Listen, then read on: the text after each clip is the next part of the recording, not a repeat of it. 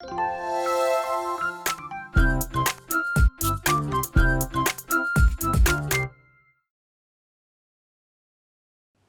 잠시 후 행복한 아침에서는 생활 속 법률 상식, 그 법이 알고 싶다 준비되어 있고요. 네, 이어지는 세대 공감 토크 라떼는 마리아에서는 그리운 향수를 불러일으키는 그 시절 추억 이야기 나눠보겠습니다. 저희는 광고 후에 다시 돌아올게요.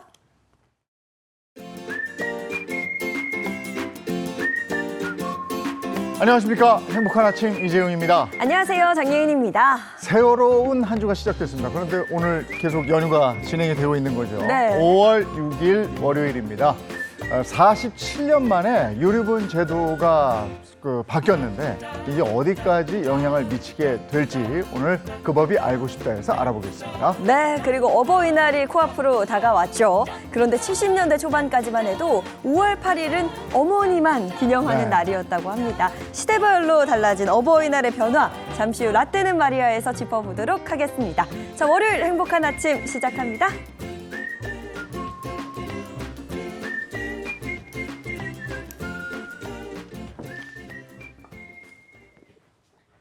화제 이슈를 발빠르게 전해드리는 모닝 브리핑부터 시작하겠습니다. 허주연 변호사와 함께합니다. 어서 오세요. 안녕하세요. 네, 첫 번째 이슈부터 전해주시죠.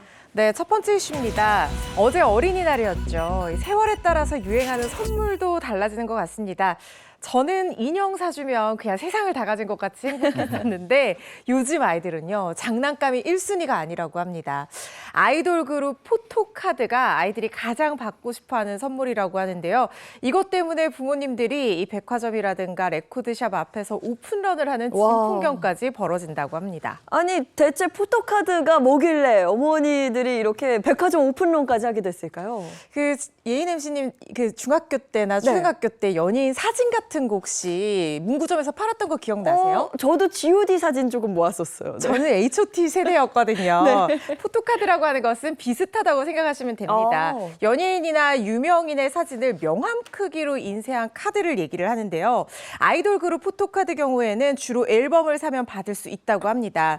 또는 음악방송 공개 방청을 하거나 아이돌이 모델로 활약하는 브랜드 음식을 사 먹는 방법으로도 구할 수 있다고 하는데요.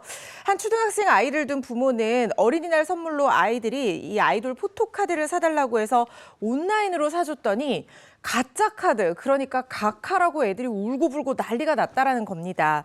진짜 카드인 찐카는 어디서 구매할 수 있냐 이렇게 진땀을 빼기도 했다는데요. 일부 부모는 자녀가 좋아하는 아이돌 멤버의 포토카드를 얻기 위해서 오픈런까지 하면서 앨범을 사주기도 한다고 합니다.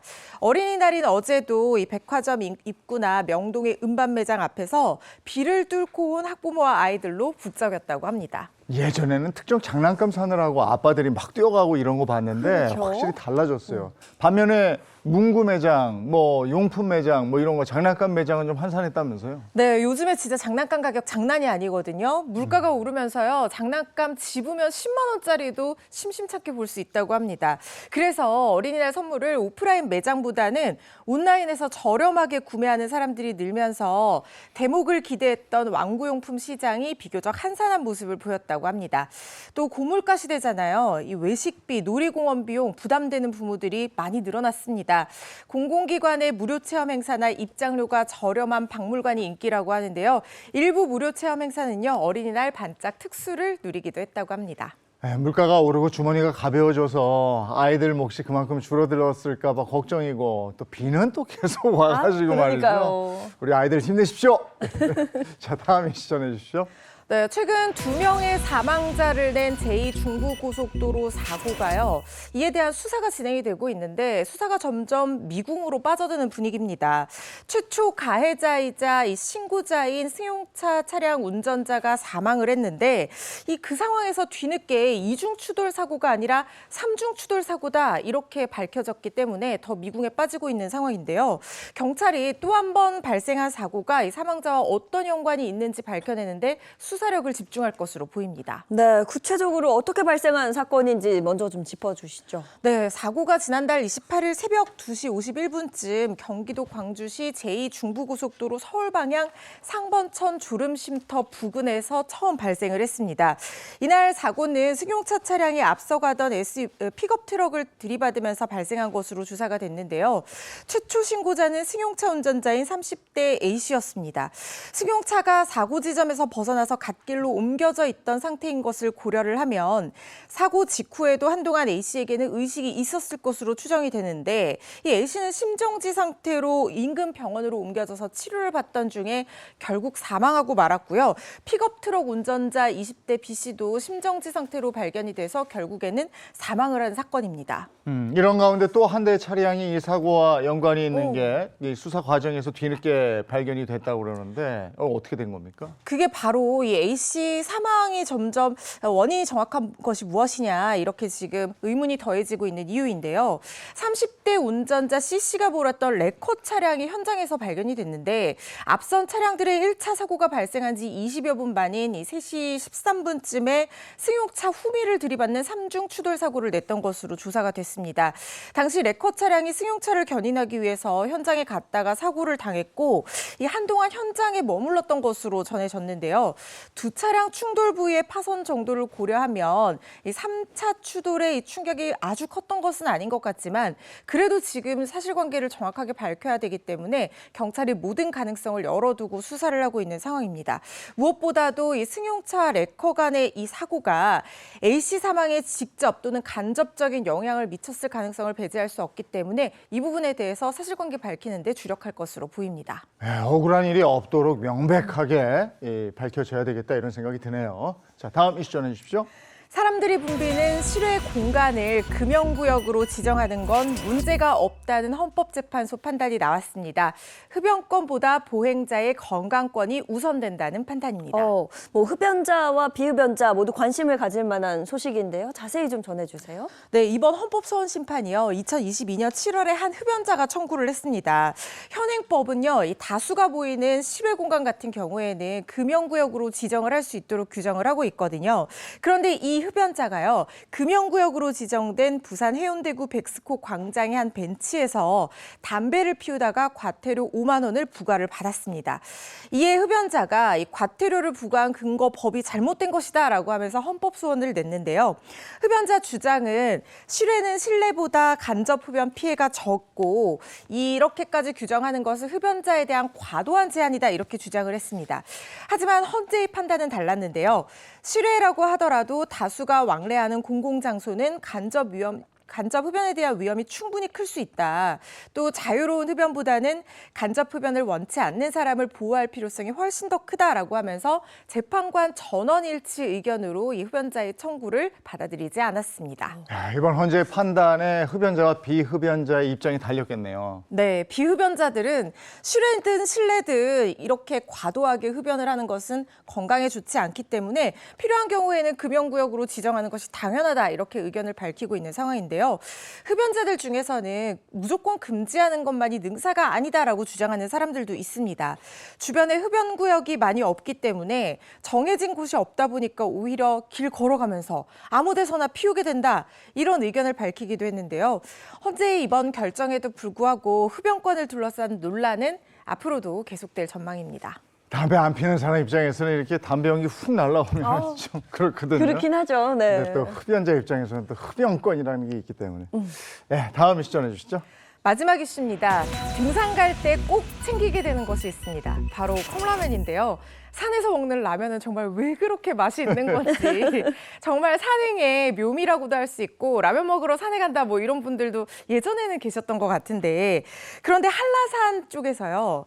라면 국물 남기지 않기 캠페인이 전개가 되고 있다고 합니다. 네, 정상에서 먹는 라면 맛. 사실 저는 정상에 올라본 적이 없기 때문에 특히 아직 한겨울에는 모릅니다만. 네. 한겨울에는 기가 막히죠. 아, 그래요? 네. 그래서 정말 많은 분들이 라면을 정상에서 즐기는 것 같은데. 근데 왜 왜 이런 캠페인이 시작이 됐을까요? SNS에서요, 이 한라산 탐방객들이 컵라면 먹기 인증샷을 올리면서 이게 유행처럼 번지기 시작했다고 합니다. 그런데 문제는 라면을 먹으면 국물이 나오잖아요. 대피소의 음식물 처리통마다 먹다 버린 라면 국물이 넘쳐나는 문제가 발생을 했는데요. 정말 심각했습니다. 하루에 모이는 라면 국물이요, 무려 120리터에 달했다고 합니다. 라면 국물을 모으는 60리터짜리 물통 5대와 친환경 음식물 처리기 2대가 마련됐지만 이렇게 많은 국물을 감당하기에는 버거웠다고 하는데요. 심지어 등산객들이 이 라면 국물을 화장실이나 땅에 버리는 지경까지 이르렀다는 거예요. 그래서 한라산 측에서 수프 반, 물 반 캠페인을 벌이기 시작했다고 합니다. 수프 반, 물 반. 이름이 참 재밌는데 이게 어떤 방식으로 참여하면 되는 겁니까? 그러니까 수프도 물도 처음부터 반만 넣어서 먹을 만큼만 조리를 하자는 거예요. 라면 국물이 그러면은 많이 생기는 것을 막을 수 있겠다, 이런 취지로 시작이 된 건데, 라면 국물을 산에 버리면 국물은 염분이 정말 많잖아요. 그래서 토양과 계곡이 오염이 되고 이 토양에 이 뿌리를 내리고 있는 특산 식물이라든가 곤충들까지도 피해를 입을 수가 있다고 합니다. 제주도가요, 지금 한라산에 라면 국물을 몰래 버리다가 적발이 되면 자연공원법에 근거해서 과태료 20만 원을 부과하고 있는 상황입니다. 네, 그런데 실제로 이 캠페인 덕분에 음식물 쓰레기가 대폭 줄었다고요? 등산객들이 참 양심 있는 분들이 그래도 많은 것 같습니다. 한라산 관계자에 따르면요, 지난 2월까지도 하루에 100리터가 넘게 이렇게 국물이 나왔는데 최근 들어서요, 정말 많이 줄었습니다. 하루 10리터 수준으로 줄어드는 효과를 거두고 있다고 하는데요. 네. 겨울 산행 시기가 끝나서 라면을 먹는 등산객이 줄었다는 점을 감안해도 음식물 쓰레기가 거의 나오지 않는 상당히 고무적인 결과라는 생각이 듭니다. 최근에는요, 탐방객 사이에서 라면 국물뿐만 아니라 다른 쓰레기까지 내 배낭에 잘 모아서 내려오자, 이런 자연적인 자체적인 어떤 운동들도 전개가 되고 있다고 합니다. 산을 좋아하는 사람이면 산을 지키는데 앞장서야죠. 이거 아유, 그럼요. 당연한 거 아니겠습니까? 네. 예, 오늘 모닝 브리핑 여기까지 하겠습니다. 허주연 변호사와 함께했습니다. 고맙습니다. 고맙습니다.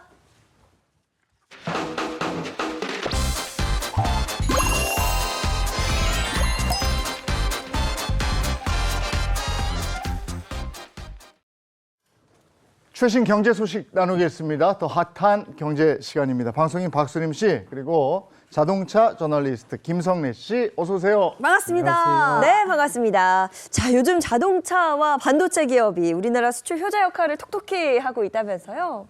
그렇습니다. 지난 4월 우리나라 수출액은 562억 6천만 달러로 지난해 같은 달 대비 13.8% 증가했는데요. 이로써 수출이 7개월 연속 플러스 행진을 이어가고 있습니다. 이런 배경에는 자동차와 반도체 두 분야의 호전이 있었는데요. 자동차 수출액은 67억 9천만 달러로 역대 최대액을 경신했고요. 반도체 수출액은 99억 6천만 달러로 지난해 부진을 딛고 6개월 연속 증가세를 기록했습니다. 지금도 얘기하셨지만은 지난해에는 반도체가 조금 부진했고 자동차가 또 이제 수출 버팀목 역할을 해줬는데 올해 어떻습니까?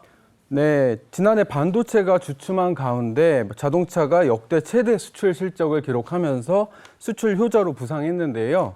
올해는 고가의 친환경차와 SUV가 수출이 증가하면서 작년에 세웠던 사상 최대 실적 기록을 또다시 경신하고 있는 상황입니다. 네, 여기에 침체했던 반도체까지 부활하면서 이 수출이 회복세로 돌아선 건데요. 어느 나라에서 수출 실적이 가장 높았을까요?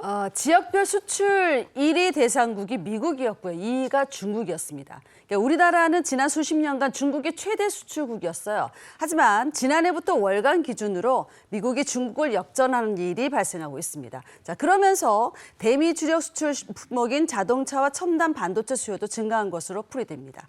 자, 산업자원부는요, 2분기 전체적으로도 수출 플러스 기조가 기대되는 만큼 정부도 이런 흐름에 박차를 가할 수 있도록 속도전을 펴겠다, 이렇게 밝혔습니다. 네, 자동차와 반도체가 우리 수출 품목 가운데 30%를 차지한다고 하는데 앞으로도 계속 효자 역할을 해 주시기 바랍니다. 다음 소식 전해주시죠. 예, 다음은 인간의 한계를 보완하는 인공지능에 대한 소식입니다. 먼저 헬스케어 서비스 업체 K사는 인공지능 기술을 적용한 모바일 혈당 관리 서비스를 출시했는데요. 앱을 통해 당뇨 환자가 음식을 촬영하면 인공지능 기술로 음식의 종류, 영양소, 열량 등을 파악하고 연속 혈당 측정기가 수집한 데이터를 분석해서 환자에게 맞춤형 조언을 하는 방식입니다. 이런 기술은 당뇨병 환자들이 스스로 자신의 혈당을 실시간으로 모니터링하는 데 도움을 줄 수 있을 것으로 기대하고 있습니다. 네, 인공지능이 혈당까지 관리해주는 시대가 그렇죠. 됐다니 놀랍습니다. 또 다른 사례는요? 다음은요. 얘가 잘 익었나 떡떡떡떡 이거 두드리지 않아도 맛있는 과일을 찾아내는 인공지능 기술입니다. 자, 식품업체 엘사는요. 다가올 여름을 맞아서 인공지능으로 선별한 수박, 참외를 선보이는데 예를 들어서 수박이 덜 익었거나 너무 익었거나 혹은 내부가 갈라졌거나 하는 등의 이 수박의 과육 상태를 인공지능으로 판별합니다. 참외는요. 크기와 중량뿐만 아니라 병해를 입었는지 기형이 있는지 이런 결함까지 검출할 수 있다고 합니다. 아, 야, 살기 좋아졌어요. 저렇게 되는 거예요. 그럼요. 이제 라떼는 야 수박 이렇게 두드려서 그렇지, 골라서 그렇지. 이런 시대가 오겠네요. 예, 다른 사례는요? 예, 마지막으로 인공지능으로 직원들의 업무 효율을 높이는 IT 기업 L사의 사례입니다. 예전에는 직원들이 원하는 정보를 찾으려면 수십만 페이지의 문서를 직접 봐야 했죠. 하지만 이제는 인공지능 서비스가 대신 내부 문서를 분석하고 질문에 맞는 답변을 제공해서 직원들의 생산성을 한층 높일 수 있다고 합니다. 이처럼 인간의 한계를 보완하는 인공지능 기술이 앞으로 어떤 분야에서 활약할지 관심 있게 지켜보셔도 좋을 것 같습니다. 네, 여기까지가 오늘 준비한 경제 소식이었고요. 이번엔 우리 주변에서 일어나는 사건, 사고를 법의 관점으로 풀어봅니다. 그 법이 알고 싶다.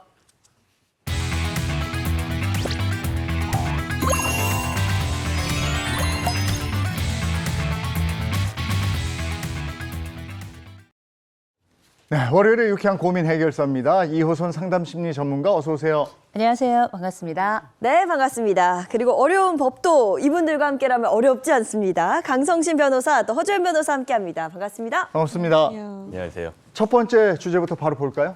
네, 첫 번째 사연은 유류분 위헌 판결, 앞으로 달라지는 것은? 입니다. 유류분 제도가 꼭 필요한 엄마와 유류분 제도가 너무나 원망스러운 딸이 있다고 합니다. 모녀의 사연을 꽁트로 만나보시죠. 30년 전 엄마가 가출한 후 저와 동생은 평생 엄마의 정이 뭔지도 모르고 살았습니다. 그런데 동생이 갑작스러운 사고로 세상을 떠나자 어머니란 사람이 30년 만에 모습을 드러냈습니다. 예인아, 엄마야. 잘 있었지? 엄마? 엄마가 여기가 어디라고 와? 아유, 지집에 승질하고는 하여튼 날 꼭 닮았어. 아, 그게 아니라 니네 동생 앞으로 아파트랑 생명보험금이 있길래 엄마가 받아가려고 왔어. 말이 돼? 그거 엄마 아들 목숨값이야. 30년간 코빼기도 안 비치더니 어떻게 그 돈을 탐낼 수가 있어? 너 그 이쁜 얼굴 다 날 닮았어. 너 성형 안 하고 돈 번 거야, 너. 엄마한테 고마워야지, 말버릇은 진짜. 아무튼 법적으로도 보장하는 내 재산이니까 내가 가져간다. 알았지? 엄마는 자기 재산을 달라는 유류분 소송을 걸었고 저는 어떻게든 동생의 재산을 지키기 위해 소송을 길게 끌어갔습니다. 그런데 얼마 전 TV에서 유류분이 위헌이란 판결이 나오자 엄마가 또 불이 나게 전화가 오는 겁니다. 예인아, 너 TV 봤니? 그 유류분이 뭐 없어진다 카더라, 뭐 그러는 것 같던데. 아 몰라. 아 왜 갑자기 전화했어? 이번에 그 형제 유류분부터 없어진 거 알지? 그러니까 소송 질질 끌지 말고 빨리 끝내달라 이래서 전화한 거야. 이래도 엄마 유류분까지 없어지면 네가 책임질 거야? 그러니까 소송 좀 후딱 끝내. 알았지? 나 끊는다. 아니 해도 진짜 너무한 거 아니야? 유류분법이 곧 바뀔 수 있으니 하루빨리 동생의 재산을 달라고 재촉하는 엄마. 저는 소송이 지연시켜서라도 재산을 지켜내고 싶습니다. 유류분 제도 대체 뭐가 또 어떻게 달라지는 건가요? 연락을 이거 끊고 살았던 친모가 나타나서 이제 유류분을 달라 뭐 이렇게 얘기하는데 지금 재촉하는 거죠. 그렇죠. 이번에 유류분 위헌 판정이 나면서 이거 어떻게 영향을 끼칠지 모르겠습니다. 구체적으로 어떻게 된 겁니까? 네, 30년간 양육 의무를 저버린 친모 김 씨의 사연입니다. 김 씨는 아들이 불의의 사고로 사망하자 아들이 남긴 9억 원가량의 재산을 가져가겠다며 30년 만에 모습을 드러냈는데요.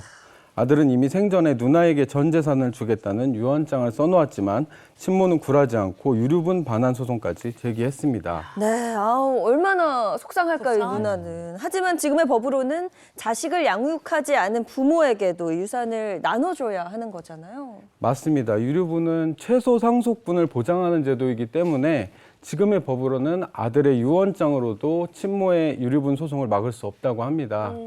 그런데 두 사람의 소송이 한창이던 시기에 이번 유류분 관련 헌재 판결이 나오면서 친모는 소송을 하루빨리 끝내려고 하고 딸은 어떻게든 소송을 지연시키려고 하고 있는 상황입니다. 야, 이 가족 지금 난리인데 사실 이런 가족들 꽤 많을 텐데 그래서 여기 전문가 두 분이 계신 거 아니겠습니까? 그렇죠. 자, 법조계 박해일, 우리 박해일 씨. 강성신 변호사, 그리고 우리 법조계 김태리 씨. 우리 허주연 변호사 이 두 분께 여쭤봐야 될 것 같은데 사실 이 사태가 일어난 게 지금 유산받을 자격이 없다 생각되는 이 가족들한테도 재산을 주게 된 유류분 때문이잖아요.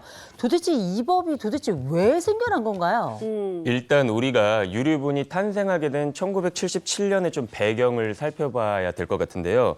지금은 우리가 당연히 생각하는 게 뭐 결혼을 한 자식이든 하지 않은 자식이든 뭐 아들이든 딸이든 뭐 장남이든 차녀건 아무런 상관이 없고 이들이 다 평등하리라는 걸 알고 있잖아요. 하지만 우리가 예전에는 네. 1960년대 이전까지만 봐도 이제 장자상속이라는 그런 어떤 맞아요. 관습법이 있었어요. 그래서 재산을 다 장남이 상속을 받았었던 것이죠.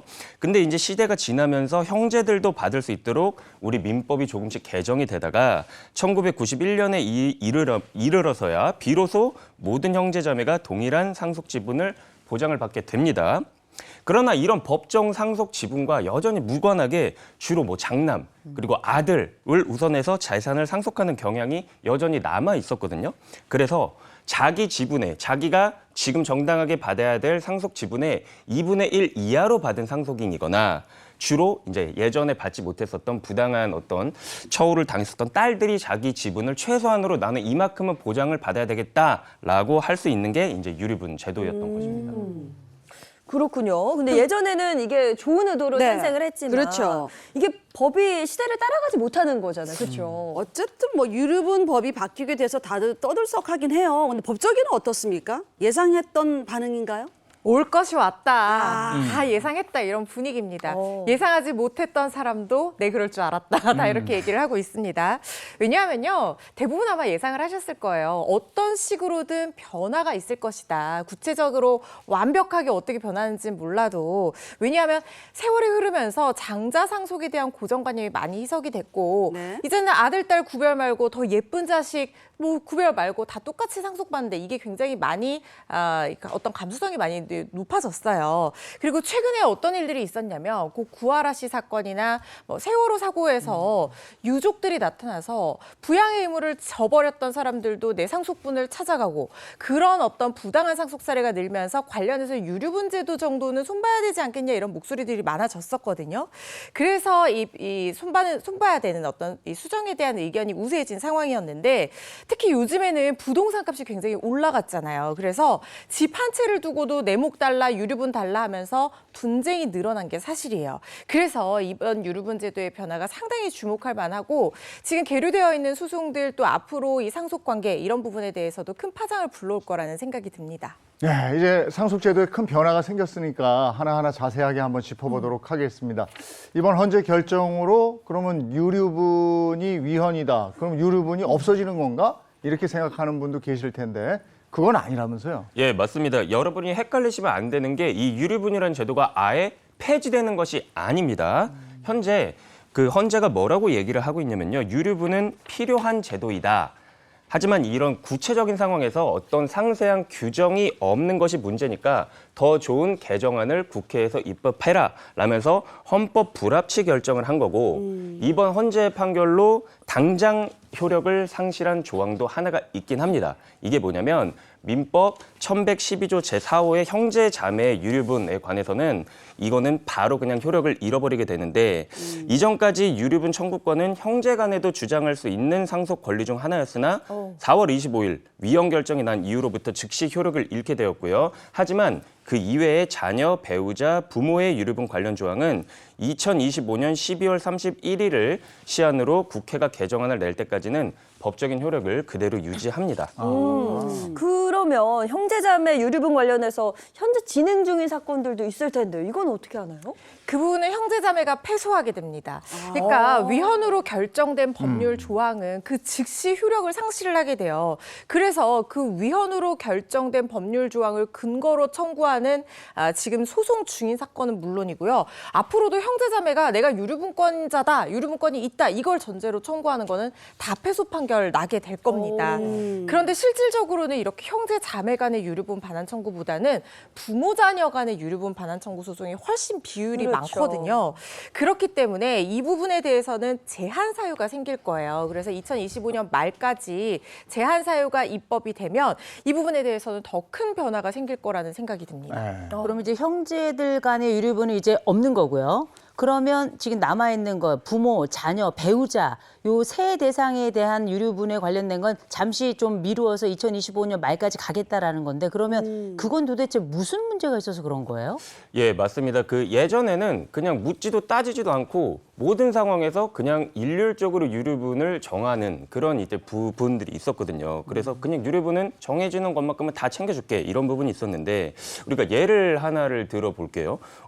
사연에서도 나온 이 30년간 연을 끊은 친모 A씨 그리고 아버지를 폭행한 폐륜아들 B씨 불효자 아들 말고 딸들에게만 유산을 주겠다고 유언장을 남긴 아버지 C씨가 있다고 했을 때 재산을 받을 수 없게 된 상속인이 유류분 청구를 할 수 있는 사례는 몇 가지나 될까? 정답은 모두 다 유류분 청구가 가능하다입니다. 기존 법에는 부모를 학대한 폐륜아나 혹은 뭐 유류분 주면 이런 사람들한테 안 되지라든가 혹은 반대로 부모의 간병을 굉장히 지극하게 한 효자다. 이럴 때는 좀 더 줘야지 라는 이런 어떤 구체적 타당성을 기할 수가 없었던 거예요.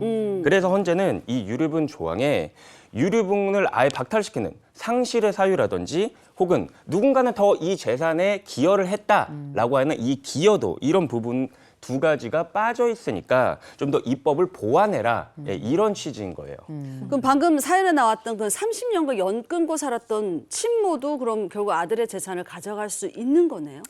아직은 뭐 원칙적으로는 그렇다고 네. 볼 수 있겠지만 이 사건의 결론은 가져갈 수 없는 쪽으로 날 가능성이 지금으로서는 많아 보여요. 지금 딸 입장에서는 2025년 말에 양육의 의무를 위반한 자는 유류분을 받을 수 없다. 뭐 이런 정도의 어떤 개정 조항이 나오기를 기다리면서 소송을 지연시키고 싶어 하겠죠. 그런데 이 새로운 어떤 유류분 개정 제한 사유 이런 것들을 기다릴 텐데 개정민법이 나오더라도 사실 원칙적으로 효력은 장래요기 때문에 앞으로 진행될 소송에만 영향을 미치는 것이 원칙인데 지금 이 사안처럼 지금 진행 중인 어떤 소송에서 헌법 불합치 결정을 난 조항을 근거로 이 친모의 손을 들어줄 수는 없는 노릇이란 말이죠. 네. 그래서 아마 국회에서 제한 사유에 대한 보완 입법을 할 때까지 재판부에서 기일을 미뤄둔다. 이걸 우리 그 법정 용어로는 기일을 추정한다라고 표현을 네. 하거든요. 나중에 추가로 정한다는 거예요. 맞아. 그래서 이 재판 자체를 미뤄둘 가능성이 높아요. 왜냐하면 헌법 불합치 결정을 난 조항을 근거로 이렇게 판단을 해주는 것이 공평에 기한다고 보기는 좀 어려운 측면이 있잖아요.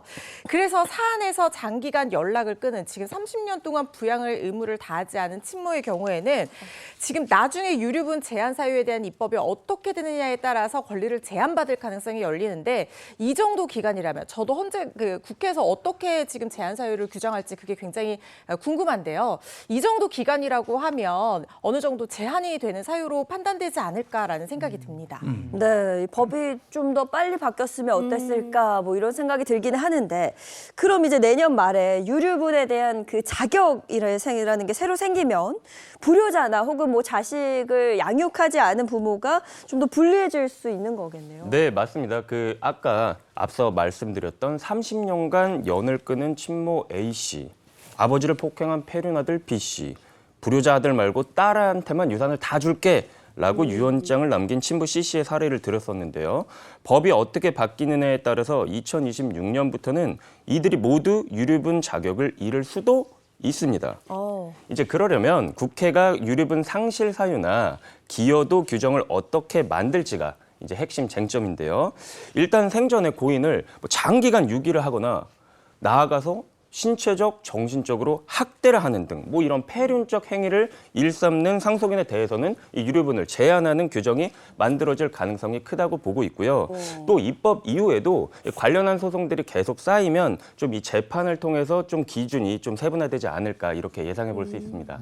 어쨌든 앞으로는 유류분을 받을 수 있는 자격이 있는 가족이 유류분을 받아갈 수 있는 형태로 네. 법이 바뀔 텐데 어떤 사람이 가장 큰 영향을 받게 될까요? 저도 궁금한데요. 구체적인 사례를 좀 들어볼까요? 네, 유류분 법이 바뀌었을 때 가장 크게 영향을 받을 첫 번째 사례는 네. 바로 불효자에게 재산 주기 싫은 부모, 유언장만 잘 쓰면 재산을 한 푼도 안 줄 수 있다입니다. 술만 먹으면 부모에게 욕설과 손찌검을 일삼았던 아들 때문에 괴로운 아버지 A 씨의 사례인데요. 네. 참다 못해 아들에게 재산을 한 푼도 주지 않겠다. 유언장까지 써봤지만 아들은 유류분 청구를 하면 된다며 콧방귀를 뀌었다고 합니다. 이런 사연은 그렇게 화난다. 평안하게 읽으시면 안 됩니다. 그래, 화 좀 내야 돼요. 화가 나잖아요. 그럼. 그래서 엄청나게 그래. 화가 날 일인데 제가 이 얘기 들으면서 이걸 어떻게 이렇게 평안하게 읽으시지 뭐 이런 생각이 들었는데 근데 저는 이 말씀 들으면서 유언장에 대해서 아니 이렇게 정말 유언장 무서운 줄 모르고 막 나대는 아들 아니겠습니까? 그러면 이번에 이 법이 바뀌면서 부모가 생각한 대로 상속을 하지 않게 되는 상속분을 주지 않아도 되는 이런 상황이 지금 된다고 보는 거죠. 그럴 가능성이 이제 높아진 거죠. 사실상 그동안 유류분권에 대한 어떤 근거 법령이 그 취지에도 불구하고 요즘엔 가족의 형태가 많이 달라졌어요. 그래서 막 폐륜아들 사건들도 많이 보도가 되고 맞아요. 하잖아요. 이런 사람들에게까지 최소한의 어떤 상속권을 보장해 주는 근거로 악용이 되다 보니까 이게 불효자 양성법이 아니냐. 내가 이렇게 함부로 해도 나는 아빠 재산 내 상속분의 절반은 받을 수 있으니까요. 뭐 이렇게 하는 경우들이 늘어나면서 굉장히 공분을 사는 사례들이 많았거든요. 그렇지만 내년 말에 유류분 제한이나 상실 사유가 새로 생긴다고 하면 부모한테 이렇게 불효 행위를 한 자식에 대해서 부모가 너한테는 내 재산 한 푼도 주지 않을 것이다 라고 하면서 유언장을 써뒀다고 하면 정말 이제 유류분을 받을 수 없는 상황이 발생을 할 거라는 생각이 듭니다. 그러면 이게 불효자인지 아닌지 사실 불효자라는 불효의 개념이 구체적으로 정량화되기가 쉽지가 않잖아요. 그렇죠. 이걸 어떻게 판단하냐 이게 문제가 될 수 있는데 그렇기 때문에 제가 아까 말씀드린 것처럼 입법을 어떻게 할 건지 국회에서 어떤 제한 사유를 규정할 건지 궁금하다고 말씀드린 부분이에요. 구체적인 내용은 입법자의 재량에 속하겠지만 우리가 예상해 볼 수 있는 사유들이 있죠. 너무 연락도 없이 장시간 방임했다라든가 유기했다라든가 폭력, 폭행 이런 학대 행위를 했던 폐륜행위, 누가 봐도 폐륜행위 같은 경우에는 유류분 청구에 대한 자격을 상실하거나 제한하는 사유들로 규정될 거라는 생각이 들고요. 이런 불효자들 더 이상 부모님 뜻, 유언의 힘을 무시할 수 없는 상황이 올 거라는 생각입니다. 그동안에는 사실 그 진짜 있는 집에서나 유언장 쓰고 변호사들 있는 데서 공증받고 막 이랬었는데 맞아요. 네. 지금 이제는 일반적으로 유언장을 쓰겠네요. 그리고 유언장의 효력이 상당해진다. 이게 이제 첫 번째고 두 번째 사례는 어떤 게 있습니까? 네, 두 번째 사례는요. 유류분 소송을 준비한다면 법이 바뀌기 전 지금이 마지막 기회입니다. 어머니가 아들에게만 재산 10억을 주겠다는 유언장을 쓰고 돌아가셔서 억울하다는 딸 B 씨의 사연인데요. 네. B 씨는 이번 유류분 위헌 판결을 보고 만약 소송을 한다면 유류분 제도가 바뀌기 전 지금 바로 소송을 해야 하는 건지 고민하게 되었다고 합니다. 다른 뉴스를 보고 막 이러다 내 유류분 없어지는 거 아니야 하고 가슴이 철렁했을 것 같아요. 그러니까 딸 생각대로 소송을 좀 빨리 서두르는 게 좋을까요? 모르겠습니다. 제가 봤을 때 이 정확한 의미를 아직 모르셔가지고 이 B 씨가 걱정을 하시는 것 같은데 헌재가 뭐 위헌이래 그러면 나는 유류분 전혀 못 받는 거 아니야 이런 거는 아니에요. 아하. 일단 B 씨의 사례를 보니까 그 내년 유류분 판결이 크게 영향을 미칠 것 같지는 않습니다. 왜냐하면 아까 말씀드렸다시피 새로 이제 생길 입법이 될 유류분은 뭐 어떤 폐륜행위라든지 이런 경우에 제한을 시키는 거고 유류분을 청구할 수 있는 어떤 제한이 생길 수가 있는 것이고 그리고 오히려 반대로 어떤 기여가 많으면은 그 부분도 우리가 고려를 해주겠다 이런 부분인데 여기서는 그냥 그 어머니가 유언장 하나만 쓰신 그런 상황이란 말이에요. 그 유언장을 썼다고 해서 기존에 보장받던 딸의 어떤 유류분이 제한이 되는 것은 아니기 때문에 일단은 크게 걱정은 안 하셔도 될 것 같고 오히려 내가 이 재산 형성에 어머니의 재산 형성에 어떠한 기여를 한 게 있다라고 하면은 나중에 이게 보완 입법이 되고 난 다음에 적극적으로 주장을 해보실 수 있을 것 같아 요라고 말씀드리려다가 우리가 주의해야 될 거 하나 있어요. 뭐예요? 왜냐면 유류분 청구했을 때 네. 소멸시효 부분이 있었잖아요.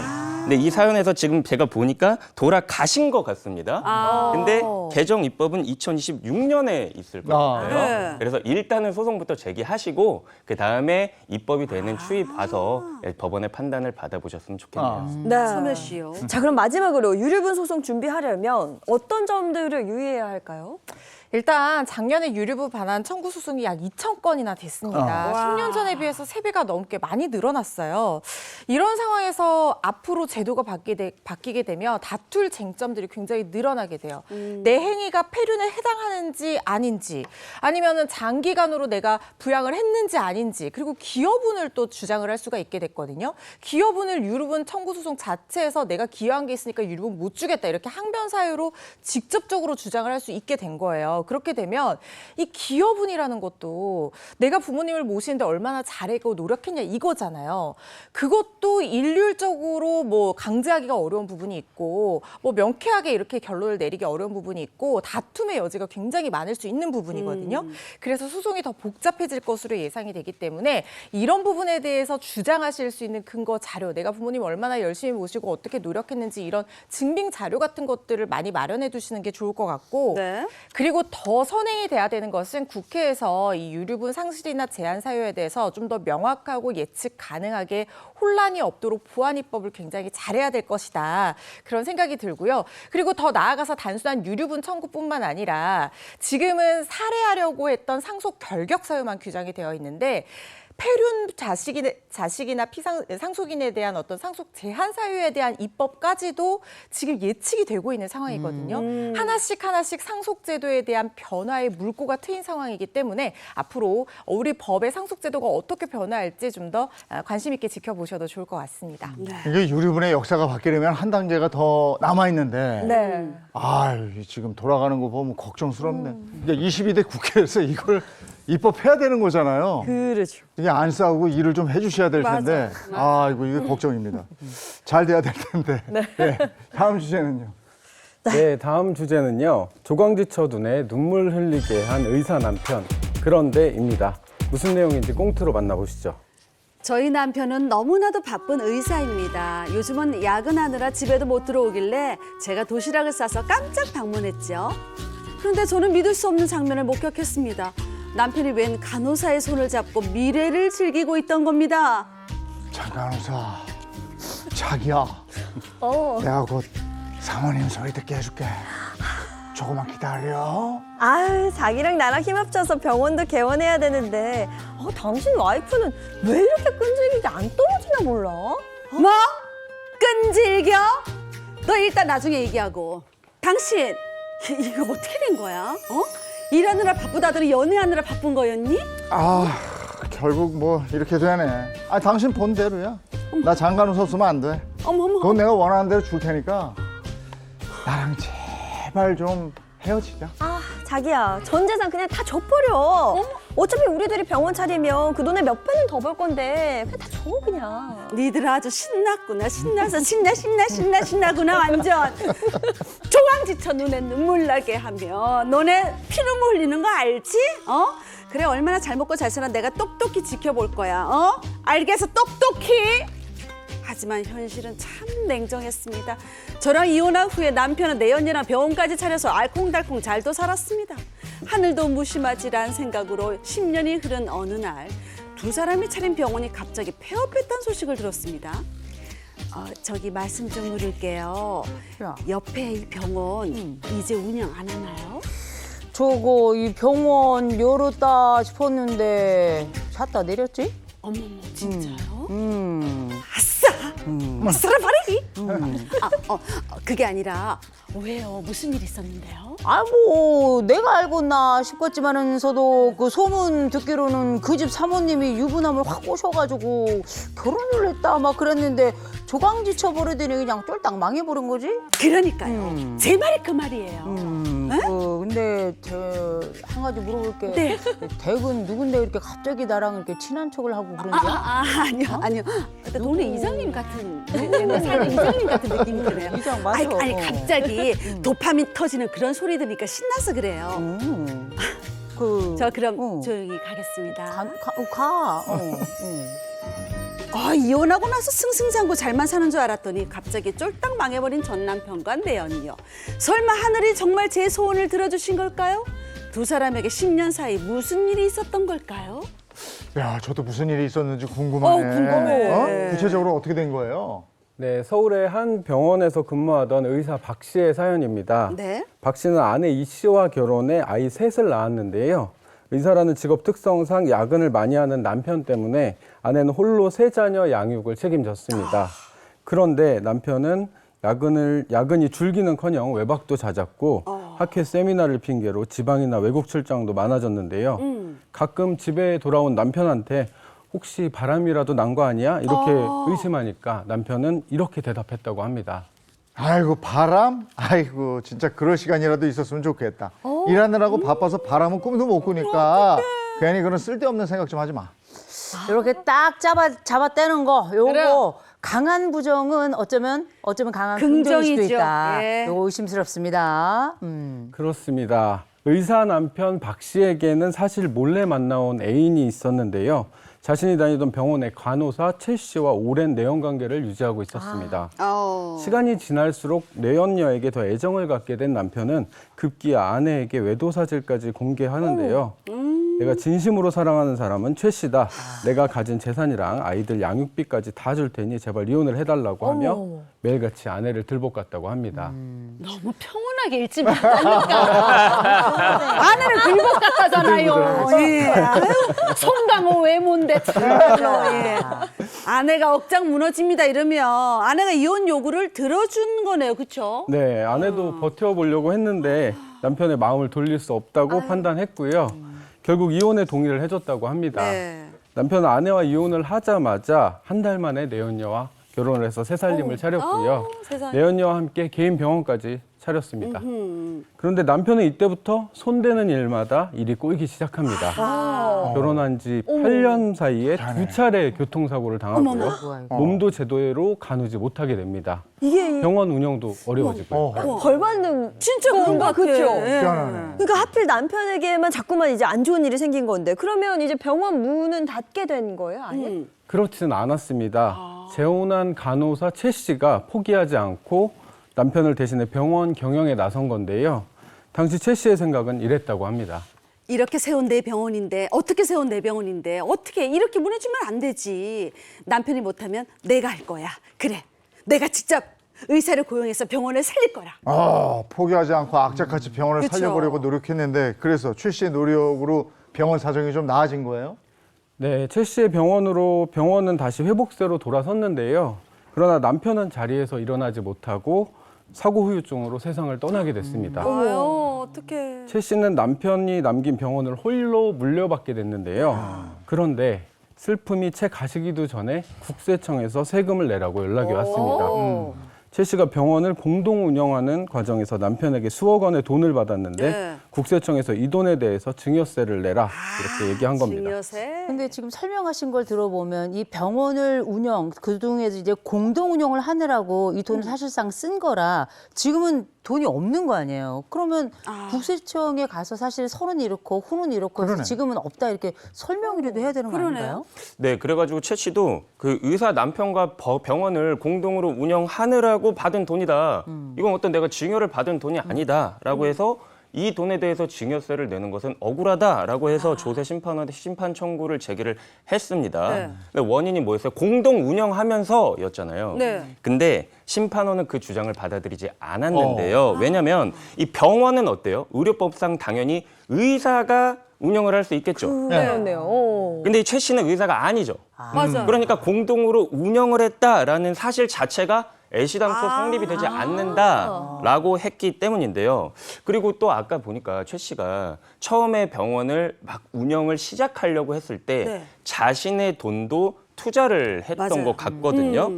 근데 이 사건에서는 자신이 자금을 출자를 했다라는 증빙도 하지 못해가지고 네 결국 가세청의 어떤 그런 처분을 뒤집지는 못했었던 걸로 확인합니다. 돈 보낼 땐 통장에서 통장으로 보내야 돼. 그래. 공을 남겨놔야 되는 거죠. 그렇죠. 증거가 근데 되죠. 그러면 이제 아내인 이 최 씨가 있어 병원을 되살려 놨는데 그 공은 하나도 인정을 못 받는 거네요? 그렇죠. 오히려 지금 이게 의료법 위반 사안이 될 수 있습니다. 의사가 동의를 했다고 하더라도 의사가 아닌 사람이 그 법인을 설립하는 것이 아니라 병원을 직접 경영한다. 이거는 의료법 위반이 될 수 있고요. 그렇기 때문에 뭐 의사인 남편에게서 돈을 받아서 사실은 그거를 다 뭐 공동으로 병원하는 자금으로 썼다라고 하더라도 그냥 남편한테서 돈을 받은 게 되는 거예요. 그렇기 때문에 증여세 부과의 근거가 되는 거죠. 그리고 이 병원을 운영하면서 얻은 이익이라든가 뭐 재산 이런 것들은 다 남편 것이 되는 거지 이 의사가 아닌 아내의 것이 될 수가 없는 거죠. 이걸 몰랐기 때문에 결국에는 이 부분에 대해서 증여세를 부과를 받게 된 것이고요. 의료법 위반 이렇게 하시면요. 이걸 이른바 사무장 병원이라고 하는데 굉장히 엄격하게 처벌받게 되고 이렇게 세금상 불이익도 받을 수 있다는 점 기억하셔야 될 것 같습니다. 근데 어쨌든 그게 무섭네. 그렇죠. 조강지처를 버리고 갔는데 교통사고 2번이나 당하고 아프고? 계속해서 안 되고 네. 악재가 껴. 그렇죠. 야 이거 인형 세워놓고 이렇게 그래, 한 거 막 아니야? 찔른 거야. 거주하는 건가? 오늘 그 법이 알고 싶다 여기까지 하겠습니다. 고맙습니다. 고맙습니다.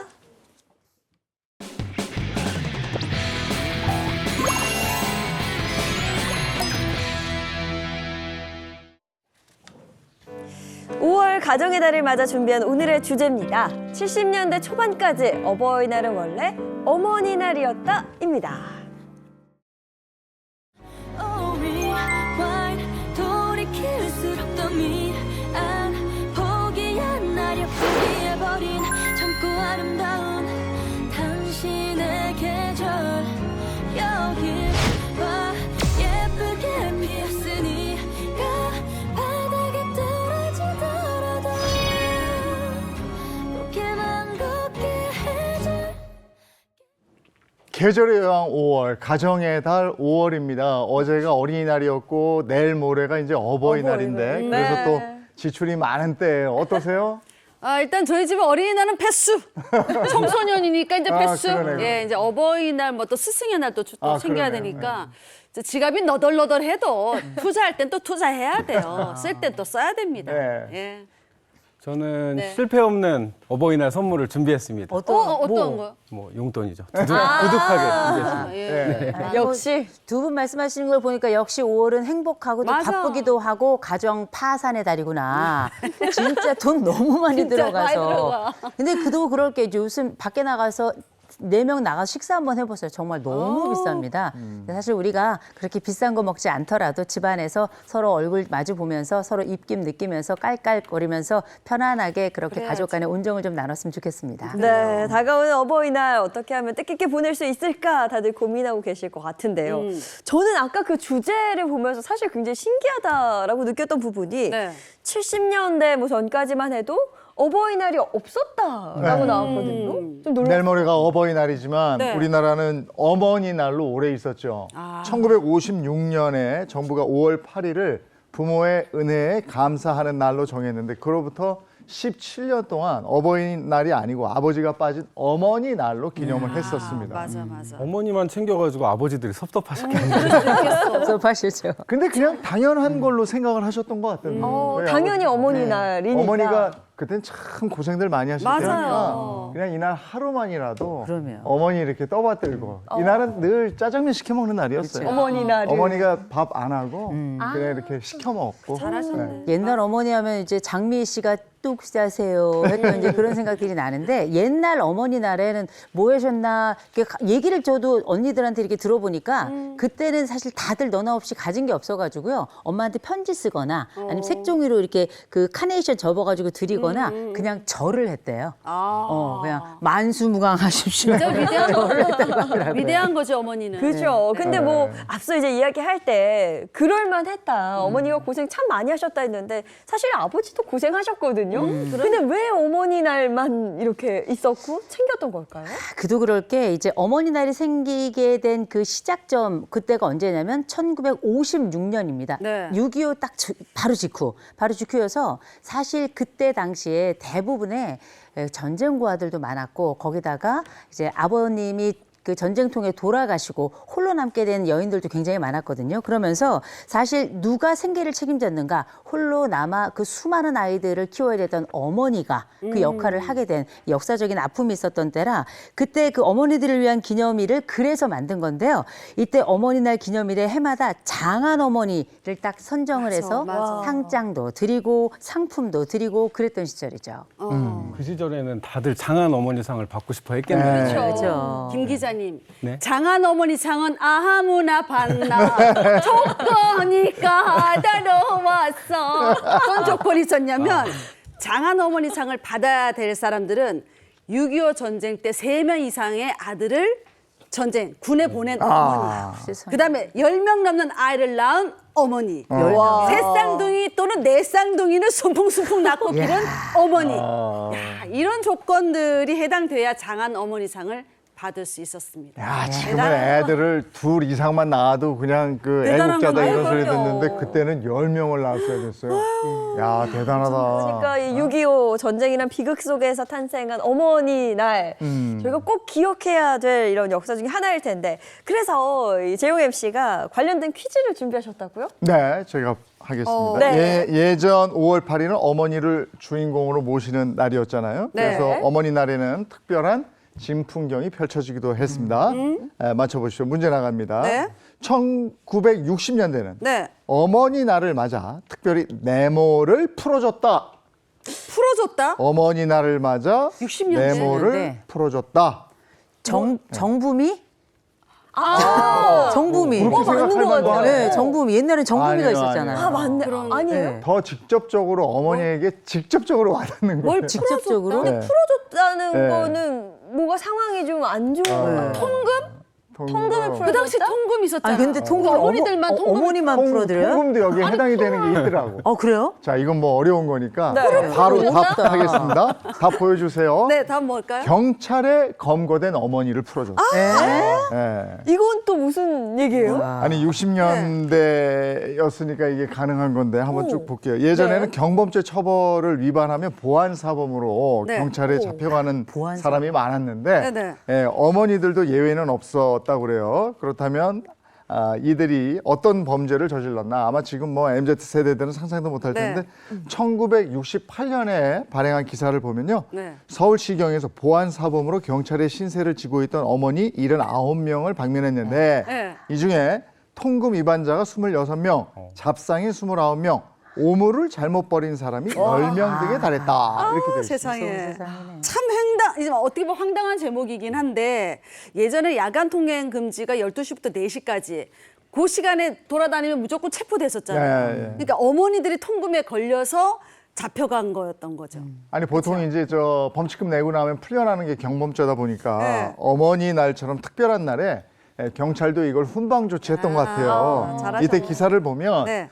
잡상인으로 검거됐던 한 어머니를 네. 5월 8일 아침에 훈방했다 야. 이렇게 돼 있는데 아. 딸이 울먹이면서 보호실 문을 나서는 어머니의 가슴에 빨간 카네이션을 달아주어 보는 이의 눈시울을 소름 돋아. 적셨다. 어머니 날이요. 세상에.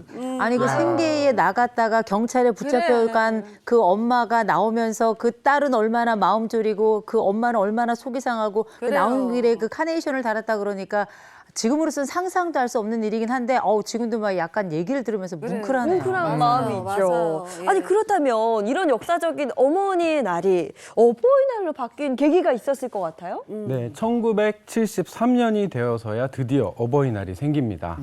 그동안 5월 8일만 되면 어머니의 날은 있는데 왜 아버지 날은 없냐?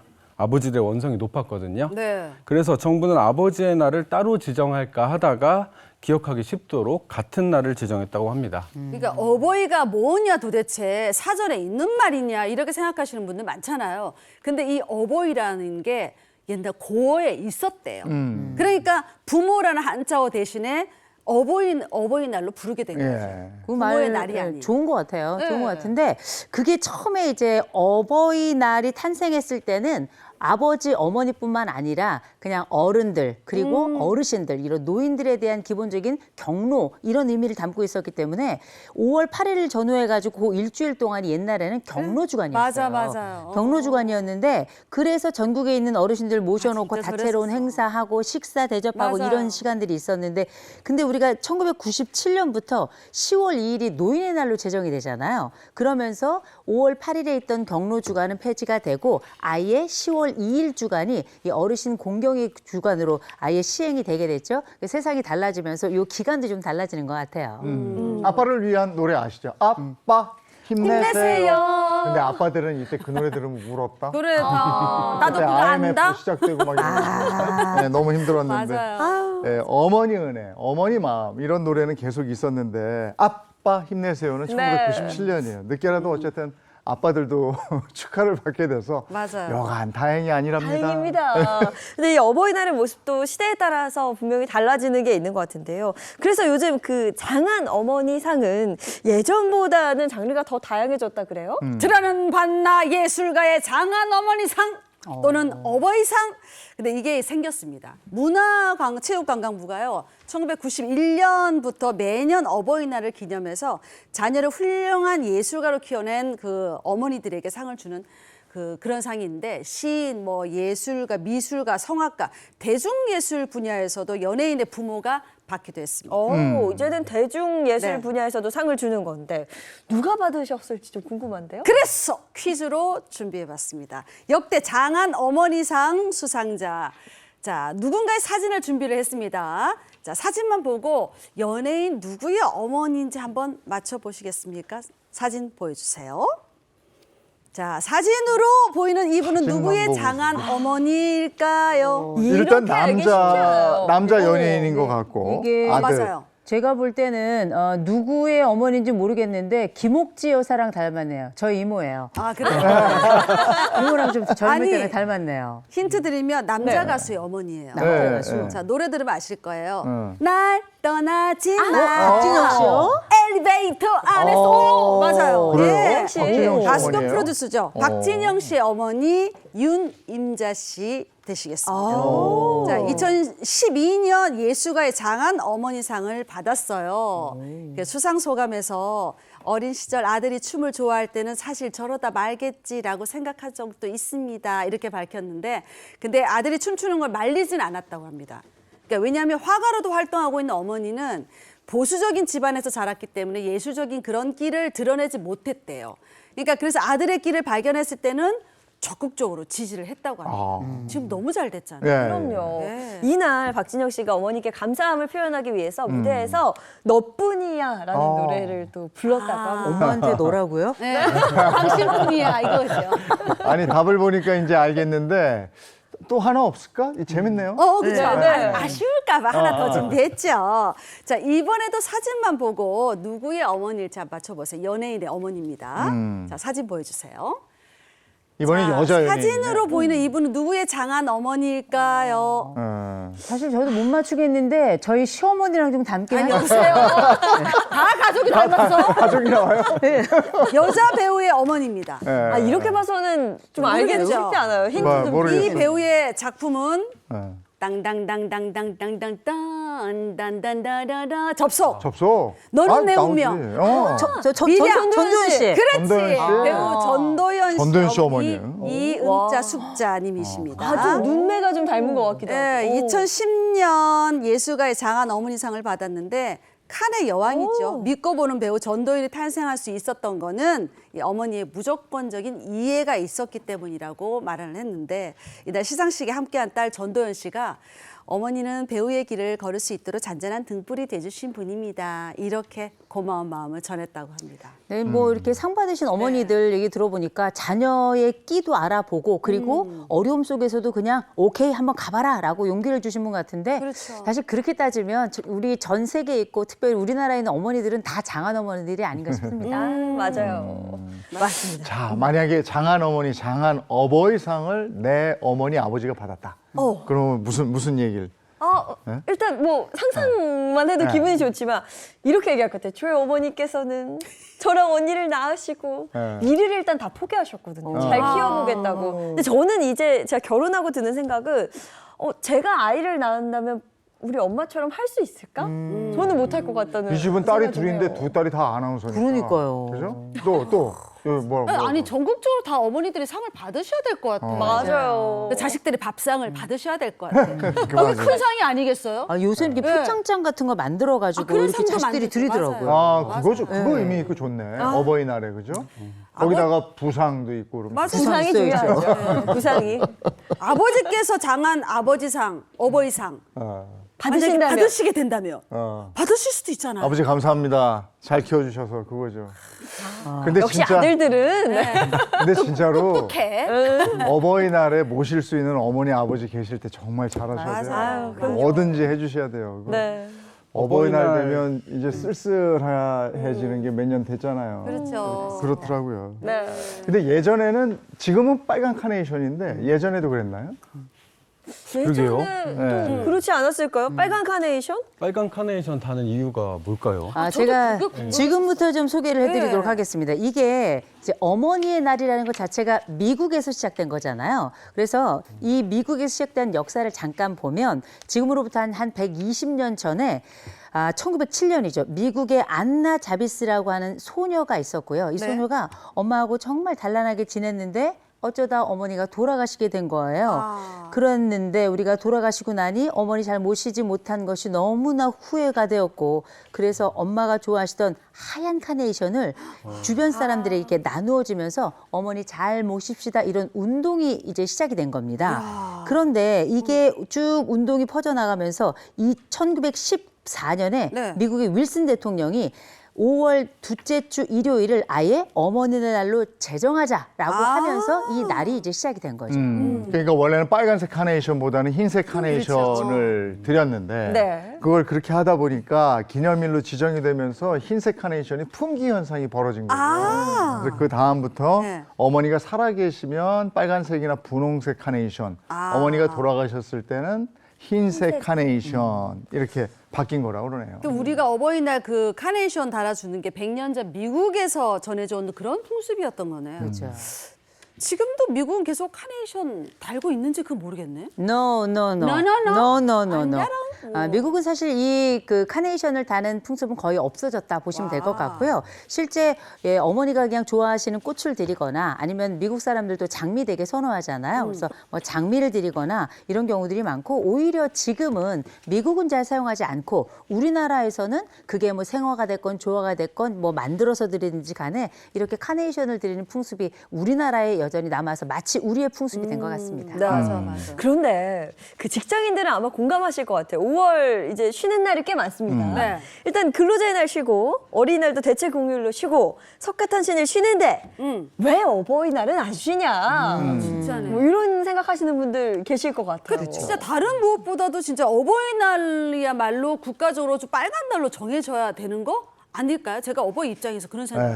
근데 실제로 어버이날을 공휴일로 지정하느냐 마느냐를 가지고 설왕설래가 있었다고 그럽니다. 우리나라가 1949년 이후에 공휴일 관련 규정을 만들기 시작했는데 네. 그 사이에 어린이날도 생기고 추석 연휴도 생겼지만 네. 어버이날이 공휴일로 포함된 적은 단 한 번도 없었습니다. 그동안 법안도 14차례나 발의가 됐는데 네. 이게 매번 퇴짜를 맞았다고 합니다. 아, 그래요? 어린이날도 공휴일이 됐는데 어버이날은 14번이나 퇴짜를 맞았다고 왜 그럴까요? 그 첫 번째 이유가 누구는 쉬고 누구는 못 쉬고 이렇게 될 수도 있기 때문이라고 그래요. 사업장에 따라서 근로기준법이 적용되지 못하는 곳도 있고 이러다 보니까 근로자 간에 차별이 생길 수도 있다 이런 이유가 가장 컸다고 그럽니다. 그래도 뭐 하도 이런저런 얘기가 나오니까 왜 그전에 대선 공약에도 이게 지금 포함이 됐었던 있었어. 거잖아요. 맞아. 맞아요. 2017년에 문재인 대통령 대선 후보 시절에 네. 어버이날을 공휴일로 지정하겠다 이렇게 공약을 내걸었는데 막상 어버이날 공휴일로 지정하려고 하니까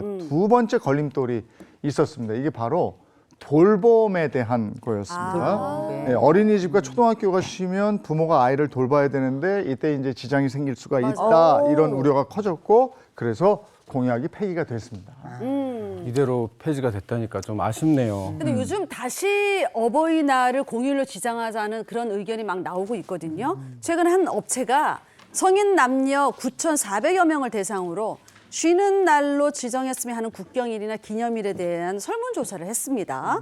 식목일, 제헌절, 뭐 국군의 날 다 제치고 절반이 5월 8일 어버이날을 꼽았습니다. 그러니까 눈길을 끈 거는 어버이날을 공휴일로 지정했으면 좋겠다는 응답이 60대에서 가장 높았다고. 근데 49% 정도면 거의 뭐 절반이 동의를 한 건데 네. 찬반 의견이 좀 첨예하게 갈렸겠어요. 그렇죠. 일단 공휴일이 되는 것에 찬성하는 누리꾼 의견은 이랬어요. 부모님께 편하게 보낼 수 있는 공휴일이 있어야 합니다. 효의식을 더 고취할 수 있습니다. 이런 의견이 있는 반면에 공휴일이 되는 것에 반대하는 누리꾼들은요. 어버이날이 공휴일로 지정되면 며느리들 웁니다. 어버이날 쉬면 명절이 추가되는 겁니다. 뭐 이렇게 이런 얘기도 많이 했고 우리 엄마가 그러는데요. 어버이날이 휴일이면 제가 학교를 안 가고 집에만 있으니까 그게 더 불효래요. 애들은 그렇게 얘기를 아니 그리고 했대요. 지금 생각해 보니까 5월 5일 어린이날이 휴일인데 네. 8일도 휴일이면요. 6, 7만 하면은 8일까지 연휴예요. 그렇죠. 그러네요, 또. 직장인들 직장 내에서 또 분란일 것 같아요. 그럴 수도 그날 있죠. 뭐 쉰 날, 안 쉰 날 요또그 두 두고. 날만 또 월차 딱 내고 저 쉴게요 이러면 얄밉잖아. 아주 얄밉죠. 네. 아, 그런 문제도 또 있겠네요. 거기에 또 있을 것 같아요. 근데 사실 어버이날이라는 날 자체가 뭐 쉬고 안 쉬고가 중요한 게 아니라 감사의 마음을 내가 얼마큼 표현하느냐, 그렇죠. 하지 않느냐 이게 더 큰 문제인 것 같은데요. 이럴 때는 부모님께 실패하지 않는 선물을 드리는 게 가장 중요합니다. 그렇죠. 일단 싫어하는 선물은 드리지 말아야 합니다. 네. 확실해요. 그래서 마침 한 인터넷 업체 조사 결과를 바탕으로 해서 어버이날 부모님이 받기 싫은 선물. 싫은 선물. 1위에서 네. 5위까지 지금부터 말씀드리겠습니다. 자, 일단 1위부터 바로 공개할 텐데 1위는 바로 책. 책이야. 눈도 아픈데. 안 보이는 데다가 책 읽고 부모님 좀 더 열심히 사십시오. 뭐 이런 얘기하는 것 같다. 안 돼, 아예 안 돼. 두꺼운 거 주든가 배고 자게. 아, 그러니까요. 2위는 뭐냐? 케이크 살찐다. 아, 케이크. 케이크도 안 돼요? 3위는 꽃다발 먹지도 못하는 거 그거. 그래, 아깝다. 밥 해놓은 거 어떻게? 4위는 야 기왕이 할 건데 조화는 더 싫다. 아. 그래서 기왕이 카네이션 할 거면 생화가 좀 낫다. 그렇구나. 이렇게 말씀하셨다 그래요. 예, 이거 참고하시고요. 네. 반대로 어버이날 꼭 받고 싶은 받고 싶은 베스트. 거. 아 너무 아유, 중요하죠. 뭐니 해도 받고 싶은 부동의 1위 뭐니 해도 현금. 현금. 그렇죠. 돈이죠. 머니 역시. 머니. 예, 네. 그렇죠. 심지어 요즘에는 왜 우리 용돈 박스 막 등장해가지고 왜 쫙 돈 뽑혀 나오는 돈 케이크도 케이크. 있고요. 네. 꽃다발 대신에 돈다발. 아하. 이거 많은데 그렇죠. 이런 기발한 아이템들 워낙에 많이 있습니다만 2위가 참 마음이 좀 저릿저릿하더라고요. 자녀들의 전화, 아. 전화 한 통 해라. 또 3위는 편지였습니다. 예. 손으로 쓴 편지, 뭐 돈도 좋고 뭐 다 좋은데 부모님들이 이런 전화 한 통 또 손편지 이런 거 원하시는 거 보니 지금 생각나셨을 때 전화 한 통 드리면 어떨까 싶습니다. 그렇죠. 네. 꽃 선물에다가 현금 넣어가지고 편지 글씨 큼지막하게 쓴 거 이거 같이 해서 드리면 금상첨화. 그러네. 아, 그거죠. 맞습니다. 네. 사실 부모님은 또 선물보다 고마운 게 이 자녀의 마음을 느끼는 거잖아요. 감사의 인사 한마디 듣는 것일 텐데 우리 전화를 따로 드리지 말고 지금 방송에서 한마디씩 좀 해보면 어떨까요? 부모님께 감사의 인사. 어머 갑자기? 수림 씨. 생방송 중에? 네. 아, 세상에.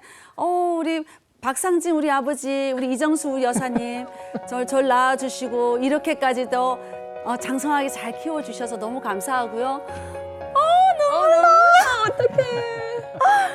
건강하시지만 그래도 좀 아픈 부분이 좀 많이 생기셔서 좀 걱정이 되긴 한데 늘 건강하시고요. 사랑하는 거 아시죠? 어머니 아버지 사랑합니다. 그리고요. 네. 아버지, 엄마, 또 할아버지, 할머니, 장인어른, 장모님. 아 계시구나. 네, 진짜 정말 행복하다. 감사하고 건강해 주셔서 감사하고 사랑합니다. 다 계시니 얼마나 행복하겠어. 맞습니다. 예. 자, 저희 우리 이천에 계신 이영찬 장로님 그리고 우리 김정아 목사님, 자 사랑합니다. 건강하시고 이번 주 뵙고요. 자, 작년 우리 아버님 돌아가시고도 꿋꿋이 그리고 행복하게 잘 지내고 계신 사랑스러운 우리 시어머니 오순희 여사 이번 주 만나러 갑니다. 기다리세요. 하겠어 우리 강화선 시어머니 함께 살고 있는 우리 어머니 알죠? 고맙고 사랑하고 항상 늘 죄송하고 그렇습니다. 강화선 어머님 사랑합니다. 큰일 날 뻔했어. 큰일 날 뻔. 생방송. 야, 근데 이게 괜찮다. 이렇게 하니까 마음이 짠해지네요. 그렇죠. 아이고, 저는 하늘에서 잘 계시죠? 아, 어떡해. 고맙습니다. 여기까지 할게요. 아유, 그만. 네. 네. 고맙습니다. 고맙습니다. 자, 저희가 어버이날 맞아서 영상 편지를 쓰다가 눈물이 다 나네요. 네, 오늘 날씨 어떤지 이어서 알아보도록 하겠습니다. 마지연 기상캐스터 나와주세요. 네, 작년에 이어 올해 어린이날도 비가 내렸습니다. 오늘은 대체 공휴일인데요. 연휴 마지막 날인 오늘도 전국에 비가 이어집니다. 네, 밤사이 호우특보는 모두 해제가 됐고요. 오전에 접어들면서 빗줄기가 약해지고 있습니다. 곳곳이 소강 상태를 보이면서 비가 오락가락하겠습니다. 오늘 예상 강수량 보겠습니다. 비의 양은 대부분 5에서 20mm 사이인데요. 동해안에서는 강한 바람도 조심하셔야겠습니다. 오전까지 서해안에는 안개가 짙겠습니다. 가시거리 1km 밑으로 떨어졌는데요. 비가 와서 시야 확보가 어려운 만큼 운전 조심하셔야겠습니다. 비가 오면서 날은 종일 선선합니다. 낮 동안에도 기온이 크게 오르지 못하겠는데요. 서울 15도, 광주는 19도에 머물겠습니다. 네, 내일까지 비가 내렸다 그치기를 반복합니다. 외출하실 때는 작은 우산 하나 챙겨주시고요. 당분간 평년 기온을 밑돌아서 얇은 외투도 챙겨주시면 좋습니다. 날씨였습니다. 오늘까지가 어린이날 연장선인데 비가 와서요. 우리 어린이들 뭐라도 해줘야 될 텐데. 그러니까요. 오늘도 부모님들 마음이 바쁠 것 같습니다. 네. 모두 행복한 하루 보내시고요. 저희는 내일 아침 7시 30분에 돌아올게요. 행복한 아침, 행복한 하루 되십시오. 고맙습니다. 고맙습니다.